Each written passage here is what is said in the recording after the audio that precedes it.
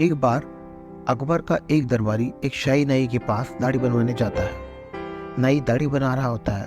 उसी समय उसकी दुकान के बाहर एक लकड़ी वाला आता है जिसका नाम लादूराम था। वह दुकान के बाहर जोर जोर से चिल्लाता है, लकड़ी ले लो, लकड़ी ले लो। आवाज़ सुनकर नाई का ध्यान उस आवाज़ की ओर चला जाता है और गलती से वह दरबारी की आधी मूंछ काट देता है। इससे दरबारी को बहुत गुस्सा आता है और नाई को दरबारी की पूरी मूछें काटनी पड़ती है। नाई सोचता है कि लकड़ी वाले को अब सबक सिखाना ही पड़ेगा।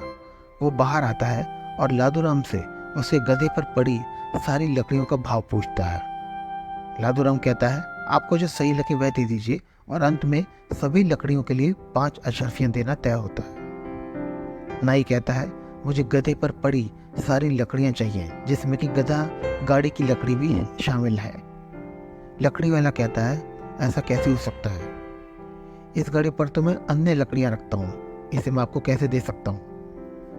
नाई कहता है, मैंने गधे पर पड़ी सभी लकड़ियों का मूल्य पूछा था और तुमने इसके पैसे भी ले लिए हैं। अब तो तुम्हें इसे देना ही पड़ेगा। बहुत विनती करने के बाद भी जब नाई नहीं माना तो लादूराम को उसे गाड़ी सहित सारी लकड़ियां देनी पड़ती हैं और वह गधा लेकर अपने साथ रवाना हो गया। जब वह घर पहुंचा तो बहुत दुखी था। उसने सारी बात अपनी पत्नी को बताई। उसकी पत्नी ने कहा कि तुम्हें बीरबल से जाकर मिलना चाहिए, वह सभी के साथ न्याय करते हैं। लादूराम बीरबल के पास गया और उसने उन्हें सारी बात बताई। बीरबल ने लकड़ी वाले को एक तरकीब बताई। उस तरकीब के अनुसार लादूराम फिर से उस नाई के पास गया और जोर जोर से चिल्लाया। फिर से उसकी आवाज़ सुनकर नाई ने अकबर के दरबारी की आधी मूंछ काट दी और वह दरबारी और गुस्सा हो गया। नाई अपनी दुकान से बाहर आया और लकड़ी वाले से बोला, अब क्या लेने आए हो? लादूराम कहता है, मुझे अपने दोस्त की दाढ़ी आपसे बनवानी है। नाई कहता है, तुम कोई शहंशाह हो जो मैं तुम्हारी बात मानूं? लादूराम कहता है, मेरे मित्र की संगत बहुत ही अच्छी है।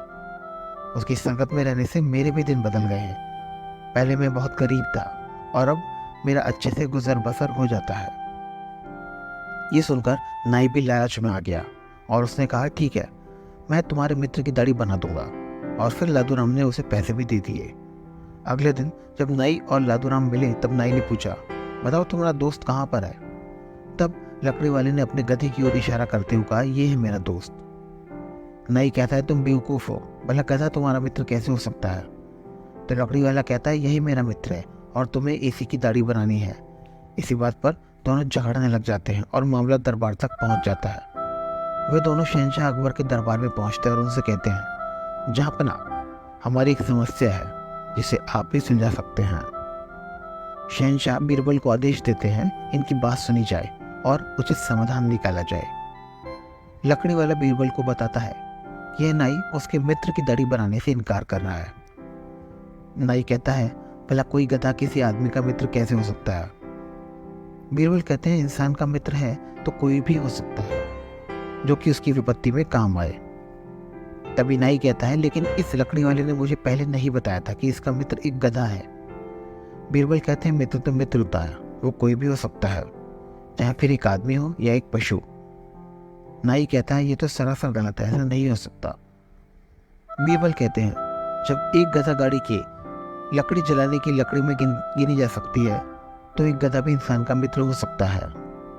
ये सुनकर नाई लादूराम और बीरबल की योजना को समझ गया और उसने कहा कि मैं लादूराम को वह गाड़ी लौटाने को तैयार हूँ, मैंने उसे अभी तक नहीं जलाया है। बीरबल कहते हैं, वह तो तुम्हें लौटानी ही होगी, उससे पहले इसके मित्र की दाढ़ी भी बनानी होगी। बीरबल की बात सुनकर सभी दरबारी जोर जोर से हंसने लगे और नाई का मुंह छोटा सा रह गया।